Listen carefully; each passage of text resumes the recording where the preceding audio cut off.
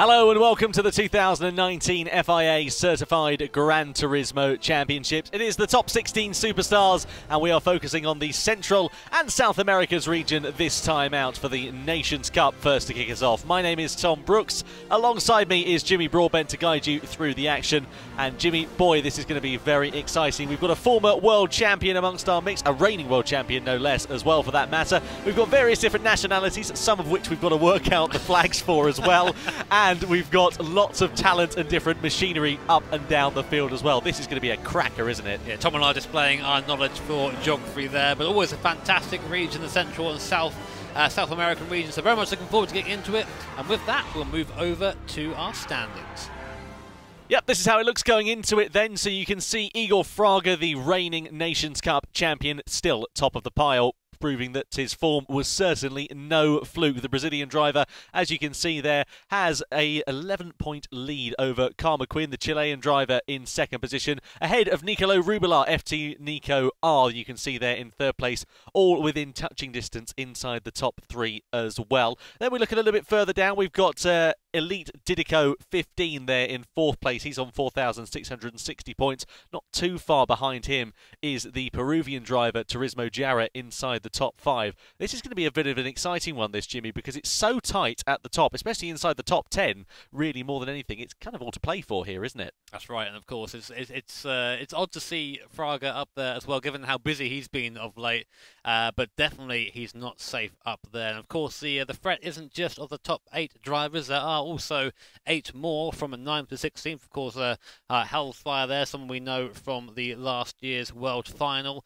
We have what flag was that, Tom? We worked this out earlier on, didn't we? Yeah, we did. It's the Guatemalan flag there in 10th place for Orma Cangretti there. Sorry, Mr. Cangretti. Yeah, but we're not very good at geography. No, I tell you what, I didn't pass him a geography GCSE, and boy, it is showing now. Thank goodness for being able to look things up on the internet. That's all I have to say. But as you can see there, a lot of different nationalities up and down the field there. 16 drivers set to take the grid for the Nations Cup. And let's find out a bit more about where they're going to be racing here for this Nations Cup race then, shall we? Because it is going to be very exciting, this one, and very unpredictable as well. So the circuit is this. It's the Autopolis International Racing Course. 4.6 kilometres it is, based over in Japan. You can see 18 corners. A very unique challenge, this one as well, Jimmy. Very new to Gran Turismo sport as well. Lots of fast and flowing corners in some respects, tight and technical bits in others, though. Well, we've seen that if you want to pass the circuit, you got to send it. You gotta get up behind someone, just throw it up the inside, and hope they see you.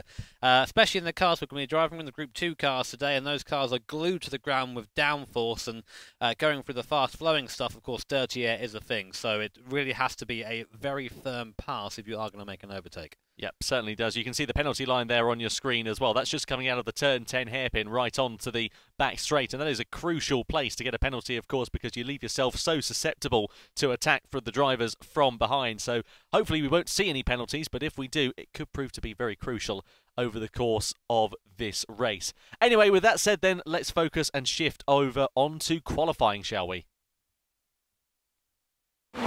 So the drivers now out on track for qualifying. A 10-minute session here for round 8 of the 2019 FIA Certified Gran Turismo Championships. Top 16 superstars. We're looking at GTMX Kaiser here from Mexico. He's just coming through into that final sector. This is into the left-hander, followed by the right-hander, which never seems to end. No, it doesn't. I really dislike this corner. I must say that what I don't dislike is GTMX Kaiser's livery. What a car, it looks a fantastic looking thing. Making very good use of the livery editor in-game. Then we have our first laps coming in. We have Madruxin, GTXM Kaiser, who won at 34.3, so he's written a good time so far. Orma coming in for 134.9, so time's coming in thick and fast, but still most of the field without setting a time. Now we have Mr. Cangretti, the Peruvian driver coming through. No, sorry, not the Guatemalan driver coming through. We got that wrong as well during the introduction. Here comes Ruben coming in for a fresh set of tyres. So right now, the guy's just trying to get a banker lap in at the moment, trying to get an idea of where everyone stands. Of course, as we know, the strategy you kind of want to be taking in the qualifying session is go out, set a banker lap, and then you need to basically get rid of your fuel, go around a little bit, go around, rev in a high gear, get rid of all your fuel, change tyres, then go for that fast out-and-out lap at the end of the session. Yeah, this is going to be interesting to see how these drivers will fare. You can see Kaiser there in the pit lane, fastest rather in this session. You can see Hell's Fire just coming over the timing line to set his first lap time, not necessarily a banker time because he is 19 seconds down on the pace, but as you said there, Jimmy, just trying to burn off that fuel pretty crucially and get himself in good contention. The main thing is, at the end of the session, you want to have as least fuel in your car as possible because it is very realistic, the Gran Turismo Sport video game, in that the fuel simulation will cost you a few tenths of a second per lap. It changes the dynamic of the car, the weight distribution, etc., how late you can brake, how early you can accelerate, and so on. So it is very important to have as least fuel in your car as possible during this session, which is why you'll see drivers riding the throttle and the brakes and cruising around and doing slow laps and then coming into the pits and putting new tyres on. They want to have as fresh a rubber as possible and as fewer fuel as possible in the car. Well, I'd say though, for the virtual climate protesters in GT Sport, might be a good idea just to let the drivers put as much fuel as they want in it, apart from making them go around and burn it off. It's not good for the environment, Tom. No, it certainly isn't. And I'll tell you what, it's not good for the start of this session really more than anything, because well, we have to wait quite a while for the action to come in. Generally it comes in the last sort of 2 or 3 minutes of this qualifying session, which is a bit of a pain for us really, because we'd like to see drivers setting fastest lap time after fastest lap time. I tell you what I think would work really well in Gran Turismo Sport. Here we go. Is one lap qualifying. I'd love to see that though, wouldn't it? Yeah, a bit of super pole, that wouldn't go amiss. And the thing is, for qualifying, it is very much you versus the circuit. It's about putting together the fastest lap possible, whilst of course not making any mistakes. It's why I'm terrible at qualifying. I'm someone who likes to go around just and do consistent laps. I can't push the extra 10%, but that's what makes a decent driver, both in the real world and in esports. If you can go that extra 5%, 10% for qualifying, get a better qualifying position, that's all part of it. That's all part of the process. Yeah, absolutely right. Looking at Carl McQueen here, the Chilean driver, just over the line. He's on a slow lap, as you can see, just trying to burn off that fuel crucially. If we cross to it on board, what you'll probably see is the car having the engine revved out of it quite heavily as he's riding the brake and the throttle. Again, just trying to burn that fuel off, and yeah, sitting in a very low gear there, just again trying to burn that fuel off and make sure that the car is ready to go for the final couple of minutes of this qualifying session. 1 minute 34.37 leads the way of GTMX Kaiser, but there's so much talent up and down the field. It's pretty difficult to kind of work out who is going to be up there and thereabouts, Jimmy. Yep, we'll have to wait and see until we actually get to the last couple of laps, as we mentioned before. We have a couple of times not been set yet. Jara not set one, Shark Kart hasn't even, Ruben down the field as well. Our reigning champion, IOF Racing 17, aka Igor Fraga. I wonder how old he is, Tom. I've been told that's a meme, apparently, asking how old Igor Fraga is. Apparently he's only 20 years old, but there you go. Yeah, he's a very young lad. But yeah, he's coming in now to take his last set of tyres. We are coming into the last part of qualifying now, so I think we have FT Bernal out on the circuit. Bernie, very nice guy, got to meet him last year at the regional finals in Las Vegas. Drives in the Costa Rican touring car series. Yeah, absolutely. Very fast guy. Well, quite. You don't go racing in touring cars if you're slow, do you? That's for sure. Might mean we might see some elbows out from him as well. Touring cars renowned for being a little bit panel bashy, I think it's fair to say. I think that's one of the things that everybody loves about Gran Turismo, though, is that you do see that crossover so much, don't you, in terms of the real-world racing and in terms of the video game, though. Lots of people hold it in such high esteem that you've got the likes of Igor Fraga that have gone racing. You've got the likes of Bernie as well, who has been in racing in Costa Rican touring cars. You only have to look at the GT Academy when we've seen the likes of Lucas Odonia, Deanne Mardenborough, for example, just to name a couple of drivers who have all had chance to have success in the real world. And that's translating even into the modern day, even in 2019. I dare say when Kazunori Yamauchi founded the Gran Turismo franchise, when GT1 came back out back in 1997, that this would never have probably seemed possible at the time, but it's thanks to the sheer determination of him and the Polyphony Digital team that we're sat here talking about it like this. Yeah, it's pretty crazy to think about. I remember first playing on a very small TV in my bedroom when I was a young boy. Were you Northern as well then? I was Northern back then. Yeah, it's funny how stuff changes when you get older, isn't it? But yeah, it's great to see being someone. I actually raced against Lucas Ordonez at one of the events, and yeah, I lost. The guy's quick for a reason. I could have told you that before you told me the story. It probably wasn't that difficult to work out, was it? You're just riding on board here with FT Shark Kart going through into the final corner and over the timing line. The GT2 cars, or the Group 2 cars I should say rather, very popular for these drivers is the Honda NSX machine. We've got the vast majority of the field in Honda NSX. There's a couple of Nissan GTR spread up and down the order, but generally everybody favouring the Honda. And why do we think that is? It could be a couple of things. It might just suit this circuit. You know, you see the circuit's quite fast and quite flowing, and although there is a mix of medium speed corners in there, and whilst all the Group 2 cars are pretty glued to the ground with their downforce, you know, it might be the mechanical grip of the Honda that makes the difference.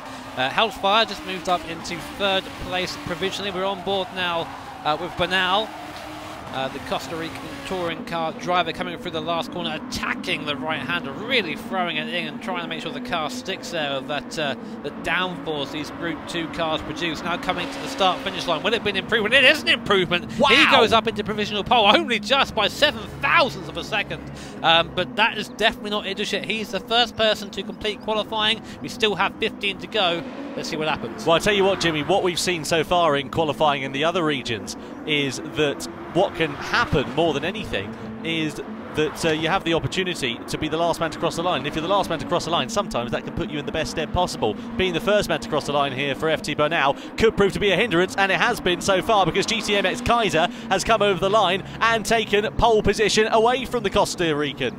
I do love that car. We'll keep saying that, but now in the background more cars coming across the line, and of course here is someone of note, Mr. Igor Fraga himself. Let's see what he can do. He's coming now out of the last corner.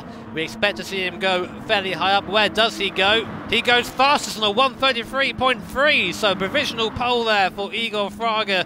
Decent time there, but not the fastest time we've seen over the course of these races. Nico R goes into 3rd with a 33.5. We're still waiting a couple more cars, so it all could still change at the top. Yep, certainly could do. What about Hellfire then? He's over the line. Is he going to be able to improve? Doesn't look like it. No, he's not. Meanwhile, you can see the Guatemalan driver of Cangaretti. He goes over the line, does make an improvement at the end of that, but it's not enough to move him too far up the order. But Turismo Jara goes into 8th position at the end of that one. And, well, can you hear that? It's the surprise of absolutely nobody at all. Igor Fraga taking pole position, a 1:33.344 for the reigning Nations Cup champion. That was an absolutely fantastic lap, and again it came down, as I said, to the drivers who were last across the line more than anything. Track position can be absolutely crucial, and so it proved to be. I mean, I find it impressive that even with everything going on right now with Igor and in his real life commitments, he's still here and still doing so well. I mean, again, qualifying is one thing. We've seen him be strong in qualifying before. We've seen him make mistakes, especially, you know, let's go back to Paris for a second. He made a couple of mistakes there which almost cost him, well, in fact it did cost him a spot in the end. He wasn't actually in the running towards the end, but you know, he is not invincible by any stretch of the imagination. No, he knows that as well, but he's done a great job here in the top 16 superstars. It's an all-Brazilian front row with Elite Didico to complete it as well in the NSX. You can see an all-Chilean second row there with Nico Rubilar and Carl McQueen in 3rd and 4th position. A little bit further down the order, you can see a difficult qualifying session for the Panama driver of PTY Ruben down there in 16th place. No qualifying time on the board for him, sadly, at the end of that session. Hopefully he can turn that around in race trim. But what is so surprising is just the depth of field, and so close is the gap as well, just over a second separating the top 10 drivers. And 11 laps is what they're going to have to be completing around this Autopolis circuit. 3 times fuel consumption, 9 times tyre wear there, Jimmy, as well. Racing, medium and soft tyre compounds available for these drivers, and this is how the strategy's looking. Yeah, so what we think is we'll see 6 laps on the racing soft tyre before they start going off, and 9 laps on the racing medium tyre. But we now have the benefit of seeing a couple of these races in different regions, so we know that that racing soft tyre can go to the end. It will be very slow at the end, but it can go to the end, and we've seen that sometimes that strategy pays off. We haven't seen anyone use the racing mediums as of yet, so what I suspect is we'll see everyone starting on the soft, with some opting to pit and some trying their luck with the no-stop. Well, with that all being the case, let's get ready then to go over to the race, shall we, for the Central and South America regions for the Nations Cup. So the grid lines up, 11 laps of the Autopolis circuit. Igor Fraga, the reigning Nations Cup champion, on pole position. An all-Brazilian front row, an all-Chilean second row of the grid, Jimmy. This is going to be an exciting one. Yes, it will, and a familiar sight to see Igor Fraga leading off the field. Rolling start, and away we go then for 11 laps at Autopolis. Drivers now all going down towards T1. It'll probably line astern down there. Rolling starts don't tend to give us lots of action into the first corner, but everyone gets away cleanly. Now through T1, Lidico hanging there with IOF Racing 17 very nicely indeed. No position changes so far up and down the field, but right now it's just about trying to get into a groove, find your own space on track, and then go from there. Yep, certainly is. The opening couple of laps generally in these cars at this circuit don't provide that much overtaking action. But it's when the strategies begin to come into effect, that's when we see things getting pretty hairy. So let's keep an eye on things and see how they go. Igor Fraga, meanwhile, he's in the lead at the moment. Now what he wants to do, whilst he's got this advantage over the rest of the field, the track position advantage, is he wants to pull out a gap. He wants to create that buffer to the drivers behind. So when he does eventually pit for new rubber, he's going to have a bit of a buffer to the rest of the drivers. You can see him trying to do that there as well. You can see Elite Didico there in second position, who is coming under a little bit of pressure from Nicolo Rubilar behind there. I've just noticed in the background, Tom, that Bernal's moved up into fifth position past GTMX Kaiser. Kaiser went wide, the long right-hander a bit further down the field, and lost the position to the Costa Rican driver, who is now hot in pursuit of the top four. And as predicted, Tom, everyone has started on the soft compound of tyre. That medium just not got a look in this week. No, certainly hasn't. The medium compound of tyre and the soft compound of tyre available for the drivers. Nothing in the rules that says they have to use both compounds of tyres in this race, so they can go soft, they can go all the way on softs if they should so wish to.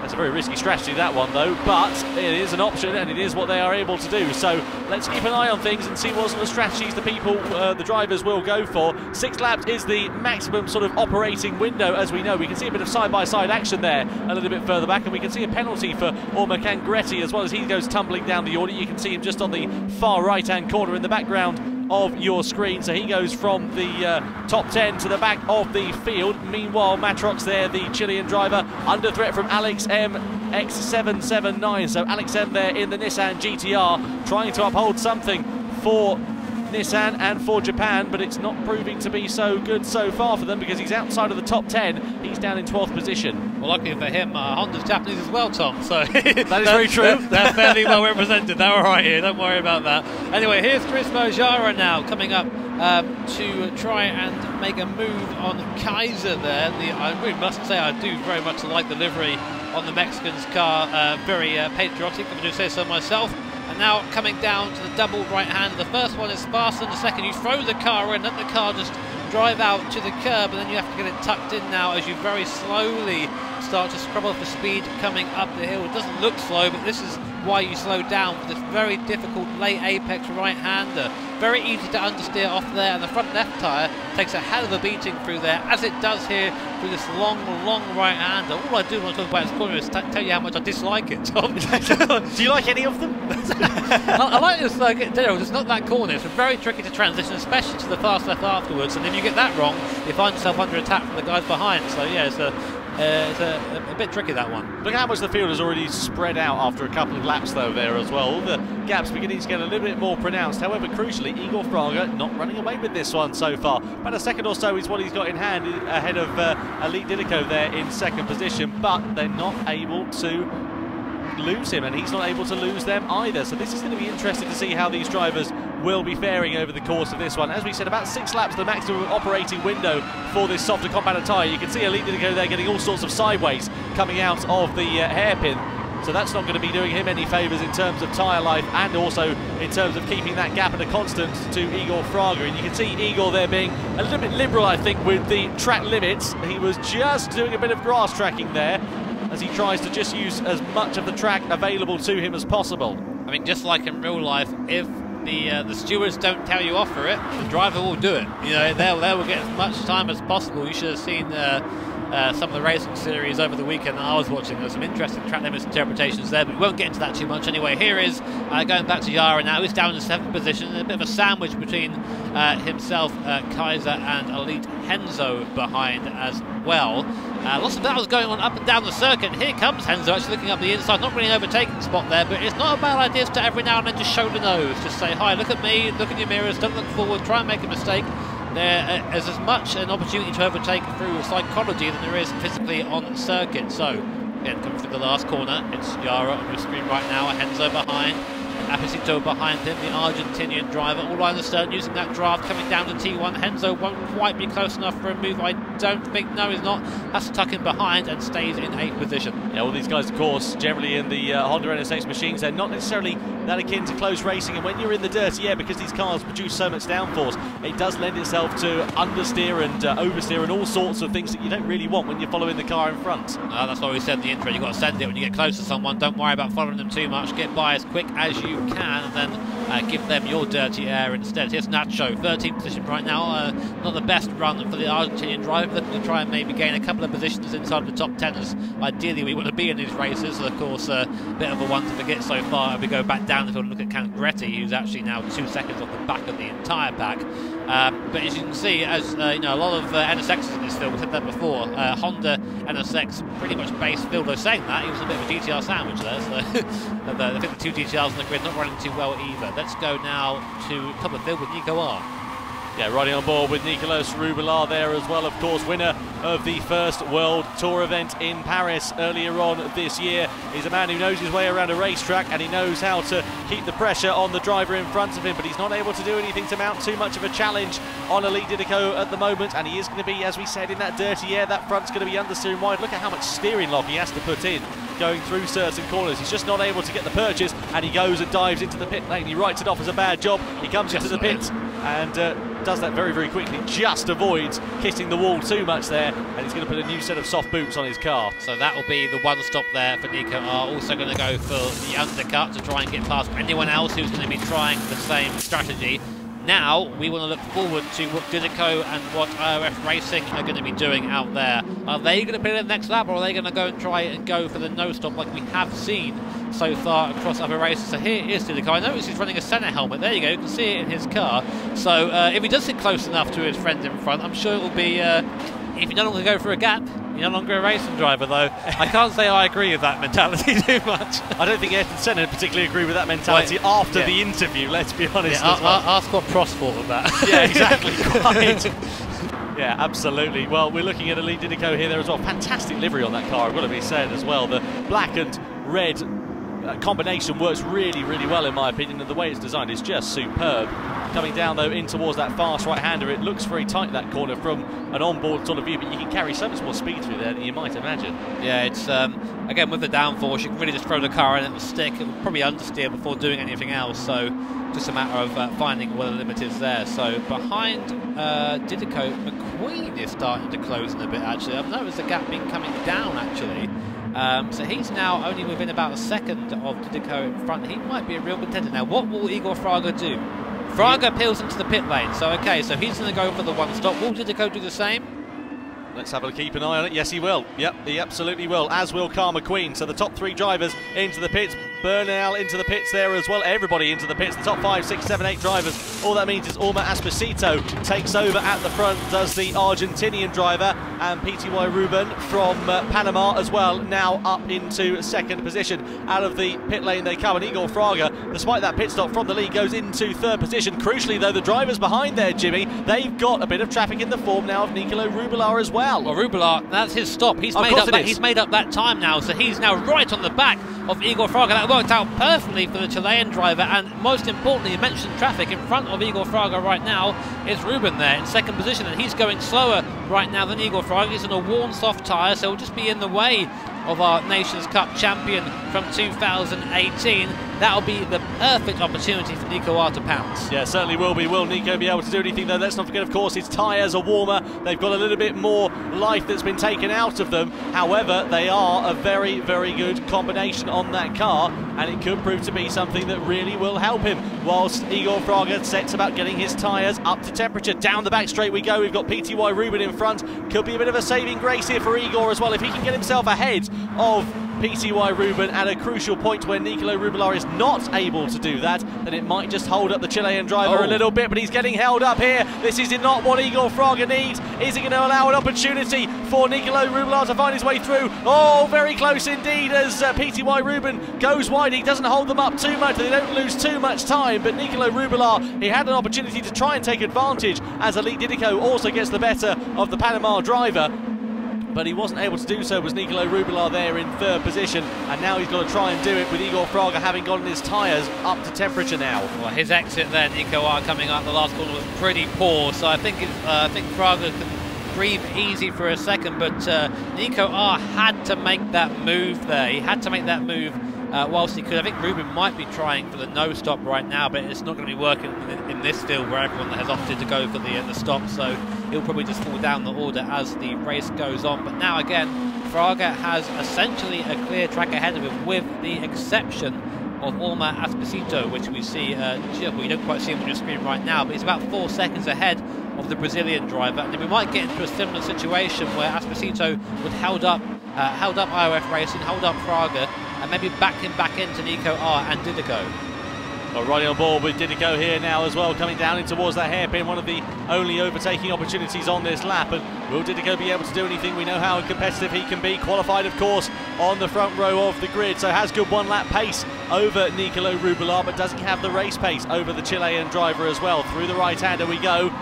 You can see that Esposito on the left-hand side of your screen in the tower graphic. He is still leading the way by 1.7 seconds, but he hasn't pitted, so surely he's going to be pitting before too long. Lap 7 out of 11, those tyres are going to be absolutely toast, and we can tell that by the lap times as well, because he was nearly 3.5 seconds slower than Igor Fraga last time around. Well, at this point, pitting will just be damaging up at the end. I think he has to kind of see the strategy through to the end now, but we'll see what he does. He comes from the pits now, and he's going to go again, so I think he's going to try and go to the end, the Argentinian driver, but he shouldn't be too much effort for both Fraga, Nico and Didico to get through all three of those guys. So here comes Fraga, and again you can see the difference in tyre life. Wow, look at that through the apex. There's just no comparison in cornering speed. Fraga does have the better exit. Will Esposito squeeze him to the outside? He takes a defensive line, and there you go, lets him through, gets off the power a little bit early. Fraga back into first position. Now it's Nico R's turn to try and get by. I say that, it looks like almost just letting them all go. So interesting tactic to try and go for the no-stop and then let everybody go. I'm not really sure what's happening there, but maybe he just knows he can't fight it. Bit of a train of cars forming now behind Nicolo Rubelar, as well as the other drivers begin to drop back. Rubelar, though, holding firm in second position, doing a good job keeping that pace at a consistent and keeping that gap at a consistent, crucially as well, to Elite Didico. Will Didico be able to find a way through? I've got to say, speaking of liveries, we were talking earlier on about this man here, Elite Didico. That livery on Nicolo Rubelar's car is absolutely stunning, isn't it, as well? A lot of good liveries in this field, and that's part of the great thing about GT Sport, is you can design and race your own liveries. I'd never design one. It would just be probably a series of really bad JPEGs. Very pixelated. Of yourself? Yeah, just me on the egotistical person that I am, obviously. I'm no good at that. I leave it to the more talented people, and of course talented at driving too is Mr. Nico R, as we now come through the second to last corner for the 8th time of asking. 2 laps remaining, this time by I think that maybe Igor Fraga has this race where he wants it to be at the moment. He is steadily pulling away from the guys behind, but of course we've seen mistakes in the past, so it's far from over yet. And we know Nico R is a very quick driver himself, so maybe he'll be able to pull something out of the bag if he doesn't have to contend with Didico behind him. Didico, of course, is looking to try and get as many places as possible. And again, in the background, seeking into contention for a podium, is McQueen. Yeah, absolutely right. McQueen looking pretty good here in these latter stages of this race, Jimmy, as you say there. Relatively similar pace to Elite Didico in front, so let's keep an eye on those lap times. Elite Didico beginning to struggle, sliding all over the place, really. He's in that dirty air of Nicolo Rubelar in front as well, so that's not going to be helping him in any way, shape or form. If you're looking on the tower graphic on the left-hand side of your screen and you're wondering what that red dot is next to Turismo Jara's name, what that is effectively is a penalty that he's been given for one reason or another. So when he comes out of the penalty zone, you can see Turismo Jara as we look at the Peruvian driver on screen at the moment. Coming down into this hairpin, coming out of it is when he will be given that penalty. So the car will ghost and he will be slowed down for half a second, which could prove to be pretty crucial because it's going to allow Elite Henzo to close right up behind him now. Not quite close enough to make a move down in towards the right-hander, but Turismo Jara there nonetheless still losing a bit of time to the drivers in front, and instead of being on the attack or in a comfortable position, he's now on the defensive. It's like an anti-DRS, isn't it? Like, you're just being pushed back into the car in front, of course. So no live stewards for this event. Unfortunately, live stewarding in online play is not really realistic from a personnel point of view. But of course, we do have the all-powerful GT AI steward, which gets things right some of the time. But it's good for this. And meanwhile, this battle for second, third and fourth is really hotting up. These guys are now, it's only a second between second and fourth place. It looks like Nico I think is probably the slowest of the group, and if anything, McQueen behind is actually closing in on both of them, so this could be a really interesting climax to this race. 1.5 laps remaining here at the Autopolis circuit, and anybody really could, as you say, Jimmy, be in contention for this second position at the moment. Right on board with Carl McQueen. He's got the most to gain if these two in front come to blows of Nicolo Rubelar and Elite Didico there, so let's keep an eye on it, see how things go. Those two looking just a little bit quicker than Carl McQueen at this stage in certain corners, but then in other sectors it looks like Carl McQueen is just able to close up enough. And speaking of closing up, Elite Didico is really closing up on the back of the Chilean driver into that hairpin and out of it now. He's in the slipstream. Is he going to think about a move into the right-hander? He's not close enough on this occasion, but maybe he's going to be thinking about selling him a dummy. Maybe he's just thinking about where he might be positioning his car coming onto this final lap. In this part of the circuit is all about thinking ahead. You can't really overtake up here unless the guy in front makes a mistake. So what Didico is thinking is, how can I be as close as possible coming out of a last corner, coming down to T1's only got one more shot at getting that done because we're now on the penultimate lap. Next lap will be the last. So here is Didico. Let's see what he can do for this long right-hander. Unfortunately for Didico, it's a downforce corner. He's getting fed dirty air there by Nico R, who goes a little bit wide there and exit. Let's have a look at the gap. It's a good exit from Didico, but I don't think he's going to have the pace to get there. The slipstream's coming down. You can see the gap on the tower on the left coming down ever so slightly. He's not going to be close enough for T1 though, so that might be it for Didico. We'll see. One more chance at the hairpin. All pretty much identical lap times between those three drivers last time around as well. 37 flats for Rubelar and Didico, and a 36.9 for Carl McQueen. So about a tenth of a second faster, but in the grand scheme of things, that is going to mean absolutely nothing at all. These guys still line astern, still not close enough for either of them to really be making any moves. And Nicolo Rubelar doing a great job of not succumbing to the pressure from behind. I say that he runs a little bit wide through that hairpin. Is that going to allow Didico just to close up a bit on exit? Not quite that much as they go through into that left-hander. Still not going to have the opportunity to find his way past is the Brazilian driver, but if he can have a good run through here and into the hairpin, he might be able to think about something on corner exit on that straight. But again, he's just not close enough. He's nowhere near thinking about a move or thinking about getting close enough. And again, he's sliding all over the place. The tyres are beginning to go on the Brazilian driver's car. It's got to be a mistake now, otherwise I think that's pretty much game, set and match for Nico R. A couple of corners left now. We go back up the hill. You're looking back at the gap between the guys behind.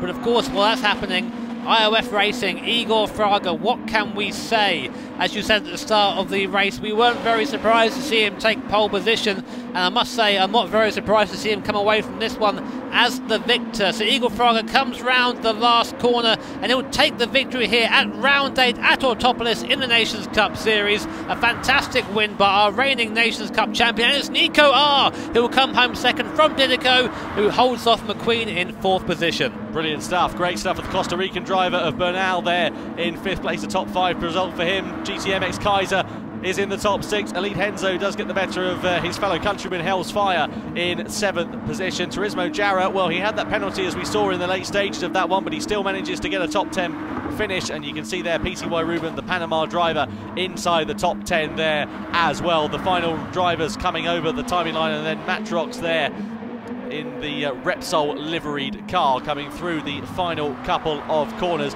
Quiet race there it has been for Matrox. He's been nowhere near the pace of his fellow drivers. It looks like he's had a bit of an eventful time there as well, and he comes over the line to complete the 16 drivers in that race. A brilliant performance though, a great race from Igor Fraga there as well. A 1 minute 33.865, the fastest lap time in that race from any of the top drivers by quite a significant margin there as well. Pole, fastest lap in the win. Yep. Can't ask absolutely much more than that, can you? Nope, that's the triple crown in terms of one race, isn't it? Brilliant, brilliant stuff. You can see there as well the rest of the drivers, the two Argentinian drivers of Nacho and Orma Esposito. Esposito, of course, led briefly earlier on in this race there as well. Sadly, it wasn't to prove to be anything that was useful for him because he finished down in 13th position there as well. And as we saw, the other drivers finishing just a little bit further down the order. But a great performance from Igor Fraga. Now, I'm keen to see what this does to the points standings, because this is what it means. It means Igor Fraga extends that advantage. He now has 5,315 points compared to Nicolo Rubelar's 4,890, and he is tied on points with his fellow countryman Carl McQueen there, Jimmy, as well. And so you can see there at the top, the blue numbers are the ones that count towards the score at the end, and it was round 3 and round 5 for Igor, and now he's gained another 400 points because of that victory. But yeah, it's very close. You can see a joint second place for Nico R and Carl McQueen. The Chilean countryman, I'm sure, will be very happy about that, with Didico down in 4th position. But now, not a good enough result for him to gain any points. Stays in 7th position. And Loyrot, who didn't race today, well, he stays in 8th. Yeah, absolutely right. A little bit further down the order, we can see inside the top 10, Hellsfire and Cangretti there. Those two separated by a relatively small margin, just over 20 points between the two drivers. Then the gaps begin to spread out as you look a little bit further down the order there as well, with Brucey, the Brazilian driver, completing the order on 3,819 points. We haven't seen him for a few rounds here either, so it doesn't look like he's going to be getting very far. Meanwhile, the top 16 superstars then. The next race is on the 25th of May. Don't miss it, whatever you do. It is going to be an absolute cracker.